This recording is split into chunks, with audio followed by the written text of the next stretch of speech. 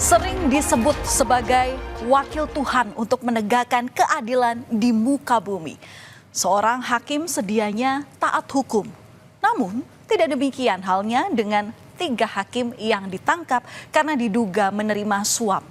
Mereka adalah Erintuah Damanik, Heru Hanindyo, dan Mangapul. Mereka adalah hakim yang memberikan vonis bebas kepada anak mantan anggota DPR yang terlibat penganiayaan, yakni Gregorius Ronald Tanur.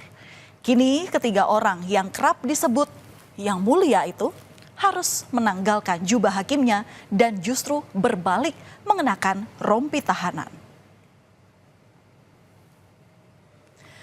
Kalau kita mundur ke belakang, saudara, inilah saat-saat yang menentukan bagi Gregorius Ronald Tanur di Pengadilan Negeri Surabaya pada 24 Juli 2024. Di mana Ronald Tanur di sini menghadapi sidang vonis atas dakwaan penganiayaan dan pembunuhan pada kekasihnya yang bernama Dini Sera Afrianti.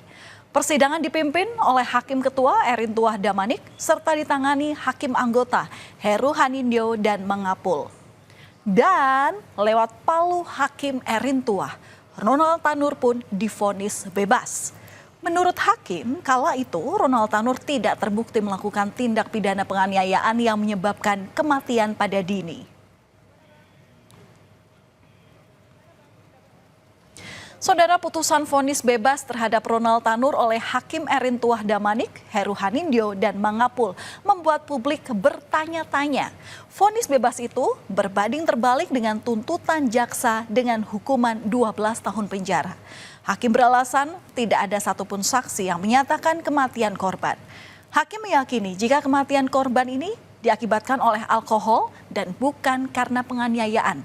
Padahal rekaman CCTV dan hasil otopsi menunjukkan ada kekerasan pada tubuh Dini. Jaksa penuntut umum dari Kejari Surabaya akhirnya mengajukan permohonan kasasi atas vonis bebas Ronald Tanur dalam kasus dugaan pembunuhan Dini Sera. Seiring dengan berlanjutnya proses hukum, menguat pula desakan agar 3 hakim itu dicopot. Putusan vonis bebas Ronald Tanur menuai banyak kecaman. Tagar Justice for Dini Sera atau keadilan bagi korban pun menggema di berbagai lini masa. Buntut dari vonis yang mereka berikan, Hakim Erintuah Damanik, Heru Hanindyo, dan Mangapul akhirnya diperiksa oleh Komisi Yudisial. Dari hasil investigasi, KY menemukan jika ketiga majelis hakim melanggar kode etik hakim. Komisi Yudisial pun merekomendasikan agar 3 hakim tersebut dicopot. Komisi Yudisial memutuskan bahwa hakim terlapor terbukti melanggar KIPPH dan direkomendasikan sanksi berat berupa pemberhentian tetap bahwa para terlapor dalam sidang pembacaan putusan tidak pernah mempertimbangkan, menyinggung atau memberikan penilaian tentang barang bukti seperti CCTV, tetapi pertimbangan dimaksud muncul dalam salinan putusan dalam pertimbangan hukum terlapor.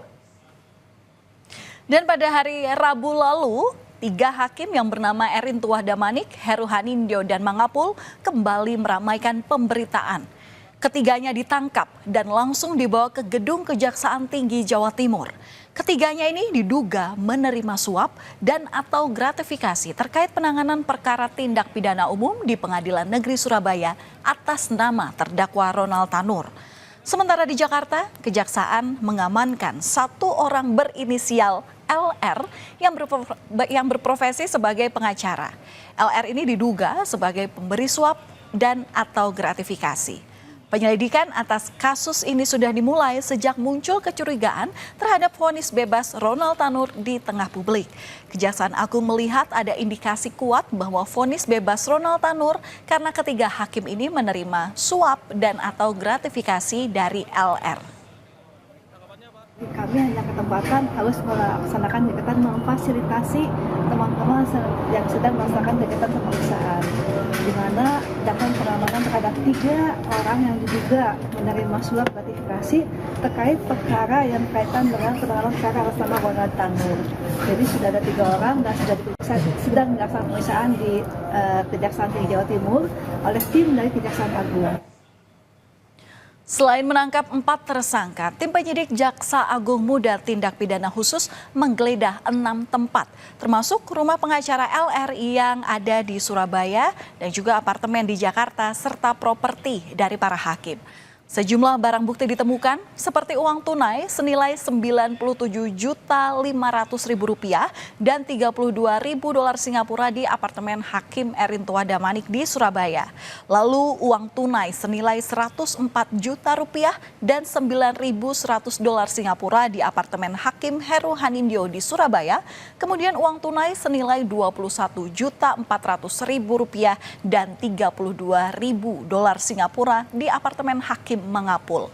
Pihak kejaksaan menduga kuat sejumlah barang bukti berupa uang yang disita ini berasal dari pengacara Ronald Tanur. Uang yang telah kami sita diduga kuat bahwa uang itu berasal dari pengacara si Tanur. Ya, itu dibuktikan dengan bagaimana dia transaksi tukar uang asing, bagaimana catatan yang ada, bagaimana barang bukti elektronik percakapan ada di sana, bagaimana dengan uang pribadi telah disita, telah didapat, telah ditemukan, telah terlihat di tempat tinggal hingga tersangka yang lain. Ya, itu garis besarnya. Mahkamah Agung lalu memberhentikan sementara Erin Tuah Damanik, Heru Hanindyo, dan Mangapul yang telah menjadi tersangka. Jika nantinya ketiga hakim tersebut terbukti bersalah, maka MA akan mengambil langkah tegas dengan memberhentikan ketiganya dengan tidak hormat. MA menghormati seluruh proses hukum yang tengah berjalan di Kejagung. Dan saudara, Erin Tuah Damanik, Heru Hanindyo, serta Mangapul kini harus menanggalkan jubah hakimnya dan berganti dengan rompi tahanan.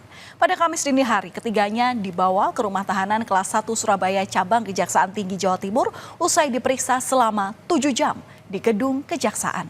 Direktorat Penyidik Jampitsus Kejaksaan Agung masih melakukan penyelidikan terkait penemuan dokumen yang menjadi barang bukti. Di antaranya adalah mendalami asal aliran uang dalam dokumen perjanjian yang diduga berkaitan dengan vonis hakim. Dan 1 hari sebelum 3 hakim itu ditangkap, Mahkamah Agung membuat keputusan penting.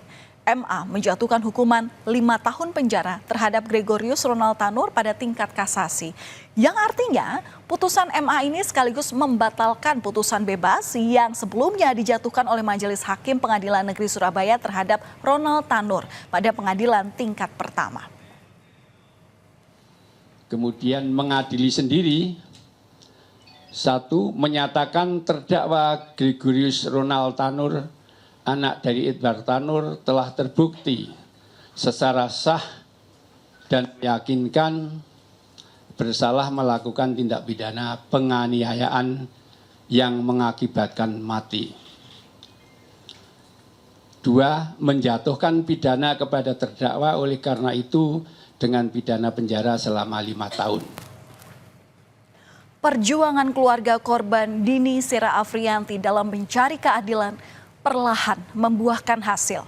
Keluarga Dini merasa lega 3 hakim yang menangani kasus kematian Dini telah ditangkap oleh Kejaksaan Agung. Namun masih ada hal yang mengganjal di pihak keluarga. Menurut pihak keluarga Dini, vonis 5 tahun penjara yang dijatuhkan Mahkamah Agung tidak setimpal dengan perbuatan Ronald Tanur terhadap Dini. Peristiwa kelam membuat keluarga harus kehilangan Dini untuk selama-lamanya pada 4 Oktober 2023. Kala itu Dini harus meregang nyawa usai diduga dianiaya oleh Ronald Tanur di Surabaya. Cuman nggak terlalu puas gitu sama hasil keputusannya gitu. Kayak kenapa cuma 5 tahun gitu, sedangkan kan dari buktinya juga kan emang sudah jelas kalau si majelis hakimnya kan emang kena suap gitu kan ya. Kena suap gitu. Nah, kenapa pasal-pasal yang diberlakukan itu enggak digunakan, maksudnya kenapa harus 5 tahun gitu, sedangkan kan di situ tuntutannya kayak 20 tahun gitu kan. Nah, jadi kurang puas gitu. Kejaksaan Tinggi Jawa Timur memastikan Ronald Tanur masih berada di Indonesia dan telah dicekal untuk keluar negeri selama 6 bulan. Untuk pelaksanaan eksekusi terdakwa Gregorius Ronald Tanur, Kejati Jawa Timur masih menunggu unggahan putusan untuk mendapatkan salinan resmi dari Mahkamah Agung terkait pelaksanaan eksekusi terdakwa Gregorius Ronald Tanur. Saudara, penangkapan 3 hakim yang menangani kasus penganiayaan berujung kematian Dini Sera Afriyanti membuka babak baru. Jika benar ada suap dan gratifikasi soal otak-atik vonis bebas Ronald Tanur di tingkat pengadilan negeri, apakah hanya melibatkan 3 hakim dan si pengacara, atau justru ada pihak-pihak lain yang turut terlibat? Kita akan tunggu hasil penyidikan nanti. Kami akan kembali usai jeda dengan informasi mengenai sidang perdana atas kasus dugaan penganiayaan dengan terdakwa guru honorer sekolah dasar di Konawe Selatan yang diwarnai unjuk rasa guru.